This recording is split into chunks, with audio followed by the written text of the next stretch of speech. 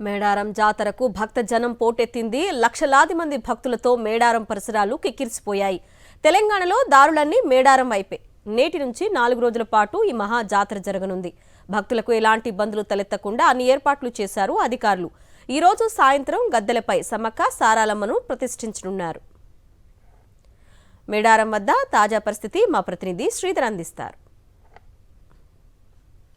2 ఏళ్లకు ఒకసారి జరిగే ఈ మహాజాతరకు సంబంధించి తొలిఘట్టం మరికొద్దిసేపట్లో ప్రారంభమైంది.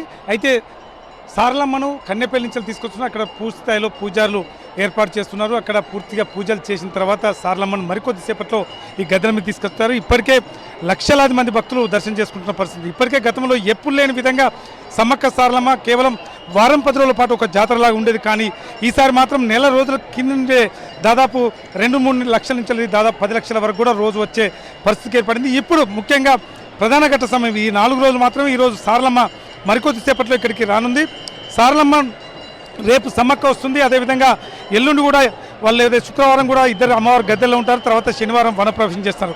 దాదాపు 1.5 కోటి పైగా భక్తులు వస్తున్నారని అంచనా వేస్తున్నారు. దీనికి ఎప్పటికప్పుడు ప్లాన్ చేసుకుంటున్నారు అధికారులు. దాదాపు 40,000 మంది ప్రభుత్వ సిబ్బంది ఈ విధి నిర్వహణలో పనిచేస్తుంది. 13,000 మంది పోలీసులు కూడా ఇక్కడ డ్యూటీ చేస్తున్నారు. మొత్తానికి పోలీసు వ్యవస్థ కూడా ఈసారి ట్రాఫిక్ ఏదైతే గట్టమ్మ టెంపుల్ దగ్గర ములుగు దగ్గర నుంచి మొదలు పెడితే పస్రా, ఏటునాగరం, నార్లాపూర్ ఇవన్నీ కూడా ఒక పక్కా ప్లాన్ ప్రకారం అబ్జర్వ్ చేస్తున్నట్టు. ముఖ్యంగా పరిసర ప్రాంతాలు గతంలో ఏది ఎప్పుడు లేని విధంగా ఏఐ టెక్నాలజీ తోటి డ్రోన్ కెమెరాను యూజ్ చేస్తున్నారు. డ్రోన్ కెమెరా తోటి ఎప్పటికప్పుడు ఈ చుట్టుపక్కల 4 కిలోమీటర్స్ సరౌండింగ్లో ఏం జరుగుతుందో కూడా మినిట్ టు మినిట్ చూసే విధంగా కూడా ప్లాన్ చేసుకున్నారు. ఇది కూడా ఇక్కడ వరకు పోలీసు భారీ బందోబస్తు వేస్తారు. భక్తులు కూడా మధ్యలో సారలమ్మను దర్శించుకునేందుకు సారలమ్మ చూసేందుకు అక్కడ తొక్కిసలాట జరిగే పరిస్థితి ఉన్న నేపథ్యంలో అది కూడా అలర్ట్గా ఉన్నట్టు చెప్తున్నారు. మొత్తం కన్నెపల్లి దగ్గర ఇప్పుడు చాలా భారీ బందోబస్తు ఉన్నది.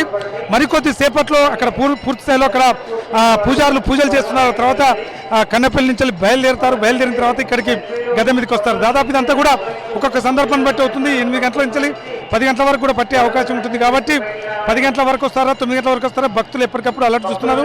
సమ్మక్క సారలమ్మల గద్దెలకు రాకముందే ఈ విధంగా వాతావరణం ఉంటే సమ్మక్క సారలమ్మ గద్దెలు వచ్చిన తర్వాత ఇంకా క్రౌడ్ పెరిగే అవకాశం కనిపిస్తుంది. ఈరోజు మనం విజువల్స్లో ఆ పోలీస్ డిపార్ట్మెంట్ వాళ్ళంతా కూడా ఈ బెల్లం అదేవిధంగా కొబ్బరి అదేవిధంగా వీళ్ళ మొక్కులు సంబంధించిన విసిరివేస్తున్నారు. ఒక వీఐపీ వచ్చారు కాబట్టి ఈ వీఐపీకి రక్షణగా గార్డ్స్ పెట్టుకొని దర్శనం చేపించుకున్న పరిస్థితున్న వీఐపీ లోపలికి వచ్చే అవకాశం ఉంది. కూడా వీఐపీ లోపలికి వెళ్ళారు.